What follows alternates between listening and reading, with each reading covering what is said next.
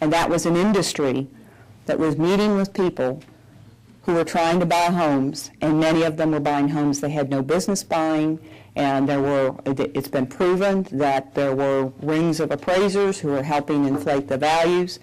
So it's one that, now that the tide has gone out, to use the Warren Buffett analogy, I think we know there were lots of abuses, and that's one that I would like to think is easier to fix, because what is a good way to make a mortgage loan has been something that a good banker's known for 100 years.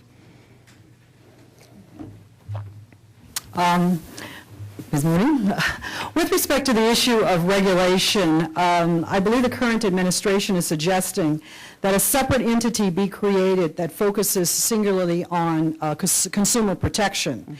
That notion, however, is being criticized, saying that regulations that govern the banking or the financial institutions will, by definition, protect consumers. So what is your opinion as to whether or not a separate entity should be created to protect consumers?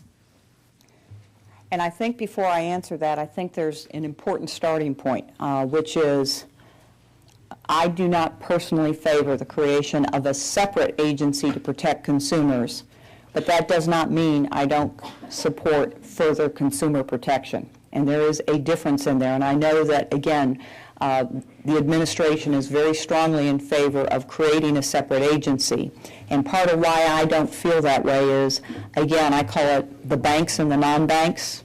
And again, I hope that doesn't sound like parsing something, but banks have for many years been regulated, and their consumer practices have been regulated under the Community Reinvestment Act, under fair disclosure laws.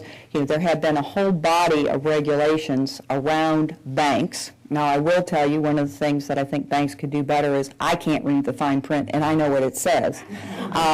So I do think there is a need for simpler, clearer communication with your consumers. But again, there's this whole world out there of non-banks that are intersecting with the consumer at many, many different ways. And I'm concerned that you're going to create a new agency, and there are nuances to safety and soundness in banks. That's one of our primary things that our regulators do, is they try and balance doing what's right and fair and under the law for the consumers, but what is also safe and sound for an institution that takes depositors' money, has capital, and is supposed to make loans and deposits. I think it can be done in the banking sector. I think we should create a set of regulations that extend across banks and non-banks, but a separate agency that kind of tries to trump the existing regulators of banks doesn't make sense to me. And I'm afraid it's not going to take into account all those non-banks where, if you really look at where some of the problems were, again, it was outside of the banking system. So I'm one that I hope the debate on that will take into account that nothing is simple. Healthcare is not simple, banking's not simple, but I do applaud that we're at a point in our history where we're trying to tackle complicated things because it's a time in history where we've got the will to change. And personally, I would not support a new agency. I would do it through the existing agencies and then create something that starts to capture the non-banking consumer lenders. I found it very interesting that you talked about entrepreneurship. However, we continually see in the papers and the media that the banking industry is not lending funding to entrepreneurships, home builders, commercial builders. When do you see this trend changing and the banking industry being able to actually start lending money so that new, like you said, new entrepreneurs will actually come about and we'll have new jobs? And that is a question that I would say gets to the heart of what I call the public relations issue that we all have, because I would say don't believe what you read in the newspaper. I don't know as a bank we ever stopped lending. We disclose every quarter when we announce our earnings the new and renewed loans, and they've been running something around $7 billion a quarter. Jan mentioned that we had fulfilled our $1 billion commitment to lend to small women-owned businesses, and that just re-upped that commitment in April and had a press release that we had committed $3 billion over the next 3 years to women-owned businesses.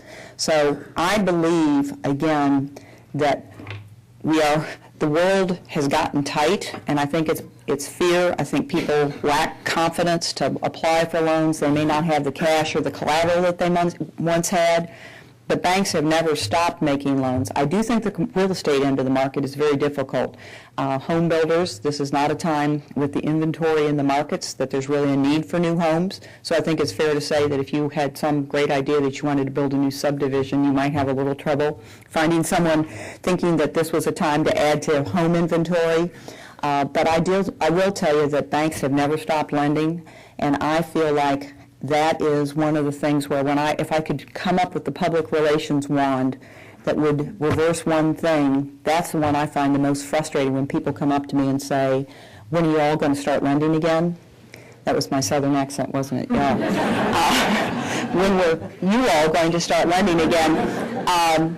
We've never stopped. And if banks don't lend money, we don't make money. I mean, we're taking deposits, we're paying you an interest rate on your certificates of deposits, we're providing services, and if we don't put that money back out in the form of loans, we can't cover the cost of what we're paying our depositors, and that's our basic business model. So I feel that's one where I think our industry has done a particularly poor job of making it clear that we've never stopped. And I know when we made our announcement on our Key for Women $3 billion, we made a press release because, again, we're trying to pierce the consciousness that we've never stopped supporting small business clients and communities.